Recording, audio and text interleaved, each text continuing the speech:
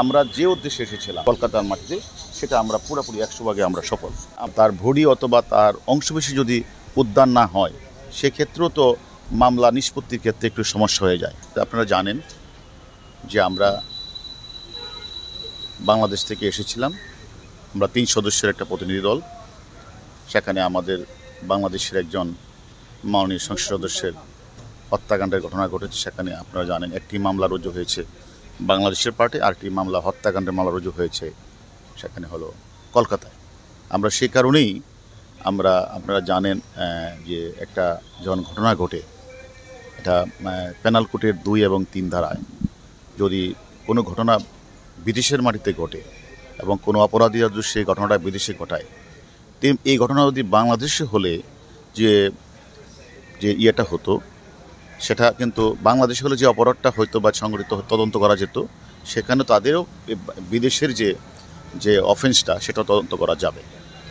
আমরা সেই প্রেক্ষিতে কিন্তু আমরা এখানে এসেছি তদন্ত করার জন্য, এবং তারাও এই তদন্ত করার জন্য বাংলাদেশে গিয়েছে।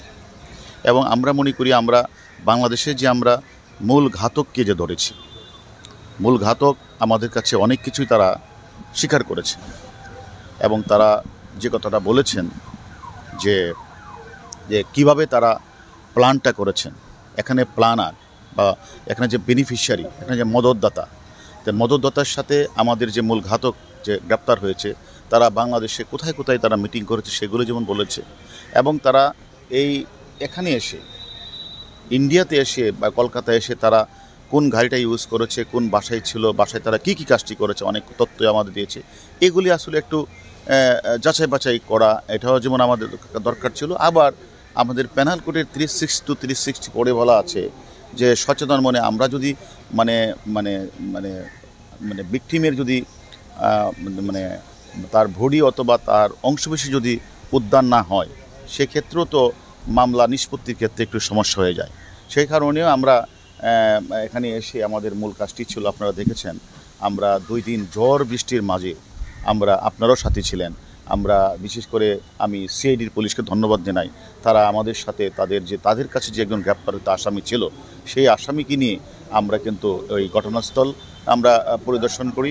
পাশাপাশি তারা যে জায়গাগুলিতে তারা গিয়েছিল তারা সমস্ত জায়গাগুলিতে আমরাও কিন্তু সেই জায়গাগুলিতে আমাদের উদ্দেশ্য ছিল আমরা যেন মানে তার দেহ অংশবেশ, এই যে আমাদের মাননীয় সংসদ সদস্য, জনপ্রিয় সংসদ সদস্য, তাকে যে তারা হত্যা করেছে তার লাশটার কোনো একটা পার্ট যেন পাওয়া যায়, সেই কারণেই কিন্তু আমরা ঝড় বৃষ্টির মাঝেও বিভিন্ন জায়গাগুলিতে আমরা কিন্তু অভিযান পরিচালনা করেছি। কারণ মামলার তদন্তের জন্য, বিশেষ করে তদন্ত আপনারা জানেন যে একটা মামলা নিষ্পত্তি করতে গেলে সেখানে কিন্তু সুরাতল রিপোর্ট, মেডিকেল রিপোর্ট, বিচারা রিপোর্টের প্রয়োজন হয় এবং আলামত দরকার হয়। এটাই কারণে আমাদের মূল কাজটাই ছিল যে আমরা কলকাতা পুলিশ, বিশেষ করে সিআইডিকে আমরা ওই আসামির কাছ থেকে প্রাপ্ত তথ্য এবং বিভিন্ন বিষয়গুলি আমরা ওনাদের কাছে সহযোগিতা করব এবং ওনাদের কাজে ওনারা যে কাজটি করছেন এ কাজে আমরা সহযোগিতা করব। আমরা মনে করি এই সহযোগিতা আমরা করতে পেরেছি এবং আমরা যে উদ্দেশ্যে এসেছিলাম যে আমরা একদিকে আলামত উদ্ধারে সিআইডি পুলিশকে সহযোগিতা করা, অন্যদিকে যে আমাদের ডিজিটাল যে এভিডেন্স সেইগুলি আমরা একটু নিজ চোখে দেখা, এবং কলকাতার পার্টি যে পুলিশ সদস্য আছে কলকাতার পার্টি যে অপরাধী আছে জাহিদের সাথে আমরা আমাদের মূল ঘাতকের কথার সাথে মিলিয়ে নেওয়া, এইগুলি করে এবং জাহিদ এবং মূল ঘাতকরা কোথায় কোথায় গিয়েছেন, কোন গাড়ি, সেইগুলি থেকে আমরা একটু খোঁজখবর নেওয়া। এক্ষেত্রে আমি মনে করি আমরা যে উদ্দেশ্যে এসেছিলাম কলকাতার মাটিতে সেটা আমরা পুরোপুরি 100 ভাগে আমরা সফল। আপনারা যে প্রশ্নটা করেছেন যে একটি আসামি রয়েছে কাঠমান্ডু, আরেকটি আসামি ইতিমধ্যে রয়েছে, সে আমেরিকান নাগরিক, সে রয়েছে হলো আমেরিকাতে।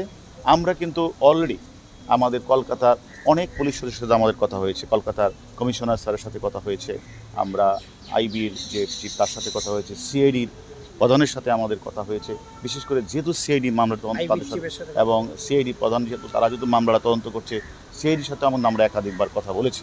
আমরা এই কথাটা তাদেরকে রিকোয়েস্ট করেছি যে দেখেন আমরা বাংলাদেশের পার্টি অলরেডি আমরা কাঠমান্ডুকে সিয়ামের বিষয়ে আমরা কিন্তু অবগত করিয়েছি। কাঠমান্ডু যে কর্তৃপক্ষকে বা নেপালি কর্তৃপক্ষকে আমরা কিন্তু অলরেডি আমাদের বাংলাদেশের এনসিবির মাধ্যমে বাংলাদেশের ঊর্ধ্বতন কর্তৃপক্ষের মধ্যে অলরেডি অবগত করিয়ে দিয়েছি যে সিয়াম কাঠমান্ডুতে আছে এবং তাকে যেন আমাদেরকে আমরা তার সন্ধান আমরা পেয়েছি, তা আমরা জানিয়ে দিয়েছি। পাশাপাশি আমরা এই কথাটা কিন্তু এই আলোচনাটা আমাদের মানে ইন্ডিয়ান পুলিশের সাথে বা কলকাতা পুলিশের সাথেও আমাদের কথা হয়েছে। পাশাপাশি আপনারা জানেন যে মূল যে মদতদাতা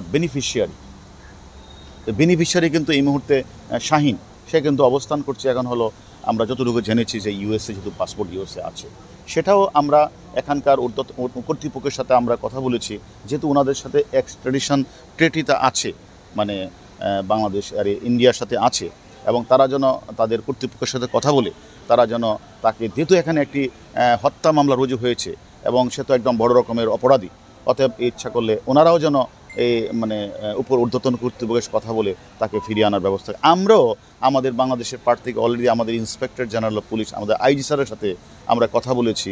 অলরেডি একটা চিঠি মানে কাঠমান্ডু যে সিয়াম আছে সেই চিঠিটা অলরেডি চলে গেছে, এবং আমরা বাকি চিঠিটাও আমরা ইন্টারপোলকে অবহিত করব, এবং বাংলাদেশে যে আমাদের বাংলাদেশে যে আমাদের মানে এম্বাসি রয়েছে, আমেরিকান এম্বাসি, সেই এম্বাসিকেও আমরা মৌখিকভাবে অবগত করেছি, এবং আমরা গিয়ে তাদের সাথে সরাসরি কথাও বলবো যেন তার বিষয়টা আমরা অবগত করাবো। আর যেহেতু এক্সট্রাডিশন ট্রিটি ইন্ডিয়ার সাথে রয়েছে তারা তো, এবং এই কলকাতার মাটিতেই হত্যাকাণ্ডটি সংঘটিত হয়েছে, আমি মনে করি ওনারাও ঊর্ধ্বতন কর্তৃপক্ষের সাথে কথা বলে ওদেরকে আমরা রিকোয়েস্ট করেছি যেন ওরা কথা বলে তাকে ফিরিয়ে আনার ব্যবস্থা করেন।